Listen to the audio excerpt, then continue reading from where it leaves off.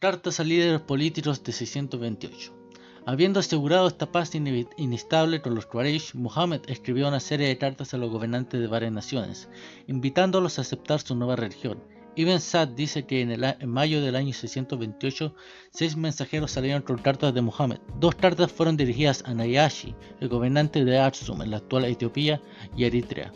Otra carta fue enviada al emperador romano Heraclio. Muhammad también es retratado como escribiendo a otros cuando el emperador persa Coroes recibió su mensaje. Ibn Sa'd lo tomó y lo rasgó en pedazos, dice Ibn Sa'd. María al-Qibtiyya. La carta de Muhammad al-Mutawis, el gobernante de Egipto, tuvo un mejor resultado para el profeta del Islam. Ibn Hisham dice que recibió una de las cartas de Muhammad y respondió con un regalo. Al-Mutawis le dio al apóstol 4 esclavas, una de las cuales fue María, madre de Ibrahim, el hijo del apóstol. María la copta, como se la conocía, se convirtió en una de las favoritas de Muhammad entre las muchas mujeres de su vida. El ataque a Khaybar, 629. Ahora que Mahoma estaba seguro de que las fuerzas musulmanas eran más fuertes que las de los Quraysh, dirigió su atención al otro grupo que consideraba a sus grandes rivales, los judíos. Los restos de las 3 tribus judías de Medina, los Banu Qurayza, Banu Nadir y Banu Qurayza, se habían establecido en el oasis de Khaybar. Citando al Waqidi, los judíos de Khaybar fueron tomados completamente por sorpresa. Nos encontramos con los trabajadores de Khaybar saliendo por la mañana con sus palas y cestas, cuando vinieron el apóstol y el ejército gritaron «Mohammed con su fuerza», y dieron media vuelta y huyeron. El apóstol dijo «Alá es grande, Khaybar ha sido destruida». Entre los despojos había mujeres de Khaybar que los musulmanes habían capturado. El apóstol tomó cautivas de entre ellos, entre los cuales estaba Safiya ibn Uyayd al-Qatab, quien había sido la esposa de Kinana al-Rahabi, y 2 primas de ellos. El apóstol eligió a Safiya para sí mismo. Kinana ibn al-Rahabi, el esposo de Safiya, el difunto esposo de Safiya, tenía la custodia del tesoro de Banu al-Nadir. Kinana fue capturado y llevado ante Muhammad, quien le preguntó: ¿sabes que si encontramos que lo retienes, te mataré? Kinana dijo que sí, que era consciente de esto, y se encontró parte de este tesoro. Pero Kinana se negó a decirle a Muhammad dónde podía encontrar el resto, así que Muhammad emitió una orden: tómenlo, tortúrenlo hasta que traigan lo que tienen. Los musulmanes luego encendieron un fuego con pedernales y acero en su pecho hasta que estuvo casi muerto. Después de eso, Kinana fue decapitado. Aquí podemos ver cómo Muhammad y sus seguidores aplicaron la tortura para conseguir el botín. De hecho, Khaybar se convirtió en un lema, una advertencia duradera para los judíos de que podrían ser masacrados nuevamente. En nuestros días, los enemigos de Israel con frecuencia cantan: Khaybar, Khaybar, oh judíos, el ejército de Muhammad regresará, amenazando a los judíos de hoy en día con el castigo del profeta. El profeta es envenenado. Una vez que Khaybar fue completamente sometido, Muhammad ordenó a una de las mujeres judías cautivas, Zainab bin al-Harith, que preparara una comida para él. Zainab preparó para él un cordero asado después de preguntar qué parte prefería. Cuando supo que era el hombro, le puso mucho veneno y envenenó todo el cordero.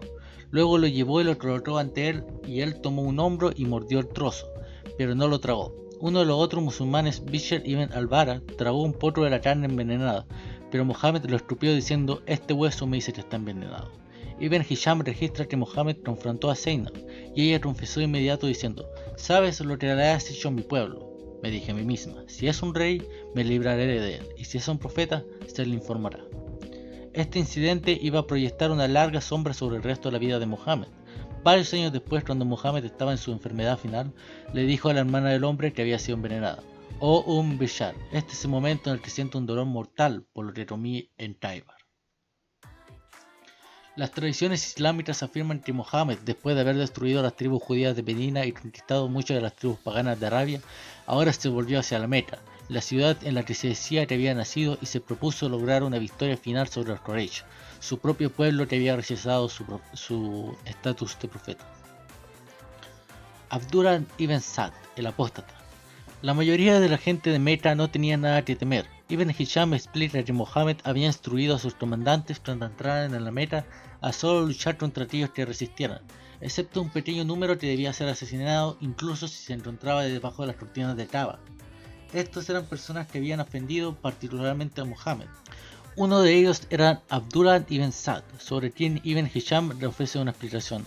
La razón por la que ordenó que lo mataran es que había sido musulmán y solía escribir la revelación. Luego apostató y regresó a los Quraysh. Entonces dice al-Waqidi que Abdullah fue tentado a partirse del Islam y dijo: Mohammed no sabe lo que dice. De hecho, escribí para lo que él lo dice. La lista. El siguiente en la lista de asesinatos, según Ibn Hisham, era un hombre que había sido musulmán, pero había cometido asesinato, se había apostatado y había huido a la Meca. Tenía dos cantantes, Partana y su amiga, que solían cantar con canciones satíricas sobre el apóstol, así que ordenó que lo mataran junto a él. El mensajero de Alá no debía ser burlado. El siguiente en la lista era un hombre que debía ser asesinado por la misma razón. Al-Waqidi señala que, en cuanto a Wariyat Nutaidi, quien era hijo de Qusay, efectivamente solía insultar al mensajero de Dios, así que el profeta permitió que se tomara su sangre. Varios otros cuya única falta era insultar a Mohammed también estaban en la lista. La mayoría de los que figuraban en la lista fueron asesinados por orden de Mahoma. Al-Waqidi señala que la historia de una cantante y plañidera profesional llamada Sara le dictaron poesía insultante sobre el mensajero de Dios y ella cantaba: el día de la conquista. Dice Al-Waqidi, el mensajero de Dios ordenó que la mataran y la mataron en ese momento. La conquista de Mecca, 630. Los metánicos estaban sobrecogidos por el tamaño y poder de la fuerza musulmana y no ofrecieron resistencia significativa. Una vez que entró a la ciudad, Ibn Sa'd añade que la gente abrazó el Islam voluntaria o involuntariamente. Sin embargo, según un hadith de Bukhari, el profeta entró en la Meca y en ese momento habían 370 ídolos alrededor de la Kaaba. Comenzó a apuñalar a los ídolos con un bastón que tenía en su mano y recitaba: el Islam ha llegado y la falsedad ha desaparecido. Después de la oración ordenó que todos los ídolos que estaban alrededor de la Kaaba fueran recogidos y quemados con fuego y destruidos. Mahoma envió a su ex hijo adoptivo Zayd ibn Haritha una incursión contra una tribu árabe, los Banu Fasara, que habían participado en el asedio de Medina por parte de los Quraysh, que fracasó ante la trinchera de Mahoma. Zayd mató a algunos miembros de esta tribu y tomó varios prisioneros, entre ellos Qirfa, una figura destacada de una tribu que era, según Ibn Hisham, una mujer muy anciana. Según Tabari, Zayd ordenó a Quraysh que matara a Qirfa y la mató cruelmente. Ató cada una de sus piernas con una cuerda y ató las cuerdas a dos camellos y la partieron en dos. Un guerrero musulmán, Salam ibn Harm, capturó a la hija de Qirfa y se la presentó a Mahoma como botín de guerra. Aquí podemos ver cómo mataron a una anciana partiéndola en dos. Mohammed mata a sus opositores. Qirfa no fue de ninguna manera la única víctima de la crueldad de los musulmanes. Abu Afaq era un poeta anciano que había criticado a Mahoma en sus versos. Mahoma preguntó a sus seguidores: ¿quién se ocupará de este sinvergüenza por mí? Ibn Hisham dice que al oír eso, uno de los compañeros de Mahoma, Salim ibn Umair, salió y lo mató. Cuando circuló la noticia de esto, una mujer llamada Asma bint Marwan mostró descontento y también compuso versos críticos de Mohammed. Ibn Hisham afirma que cuando Mohammed escuchó sus versos, preguntó a sus compañeros: ¿quién me libraría de la hija de Marwan? Y un musulmán llamado Umair ibn al-Adi al-Tatbi lo escuchó y esa misma noche fue a su casa y la mató. Cuando Mohammed escuchó lo sucedido, se alegró y dijo: has ayudado a Alá y a su apóstol, oh Umair. Otras tradiciones dejan tan claro que no había castigo por matar a quienes insultaran a Mohammed, como lo dejaban claro muchas tradiciones. Otra, atribuida a Ibn Abbas, afirma: Sunan Abi Dawud 4361. Un hombre ciego tenía una esclava que solía insultar al profeta y menospreciarlo. Él se lo prohibió, pero ella no dejó de hacerlo. Él la reprendió, pero ella no abandonó su hábito. Y una noche ella comenzó a calumniar al profeta y a insultarlo. Entonces él tomó una daga y la colocó sobre su vientre, y la presionó y la mató. Un niño se vino entre sus piernas y quedó manchado con la sangre que había allí. Cuando llegó la mañana, el profeta fue informado de ella.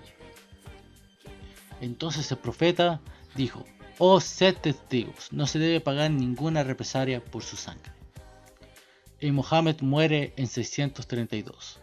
A medida que su dolor aumentaba, Mohammed lo relacionó con el dolor que experimentó cuando fue envenenado en Khaybar por una de las mujeres cautivas a quienes habían ordenado que prepararan una comida para él. Exclamó: oh Aisha, todavía siento el dolor causado por la comida que comí en Khaybar, y en este momento siento como si me estuvieran cortando la aorta por ese veneno. Fue una admisión significativa, pues se suponía que este era el mismo profeta del que Alá había revelado en el Corán lo siguiente: es una revelación del Señor de los mundos, y si Él hubiera inventado dichos falsos sobre nosotros, ciertamente lo habríamos tomado de la mano derecha y luego le hubiéramos cortado la aorta. Corán 693. No, 609. En un momento Mohammed perdió la capacidad de hablar. Sin embargo, según un hadiz, en sus momentos finales tuvo la energía para un último acto de odio contra aquellos que perseguía como sus enemigos. Cuando el mensajero de Alá estaba a punto de exhalar su último aliento, se cubrió la cara con su sábana y cuando se sintió incómodo, se descubrió el rostro y dijo en el mismo estado: que haya maldición sobre los judíos y los cristianos, que han tomado las tumbas de sus apóstoles como lugares de adoración. Otra frase en su lecho de muerte de Mohammed proviene de un hadiz que retrata a Omar recordando a su profeta diciendo: si vivo, si Alá quiere, expulsaré a los judíos y a los cristianos de la península arábiga. Y esa fue la vida de Mohammed, el falso profeta más grande de la historia.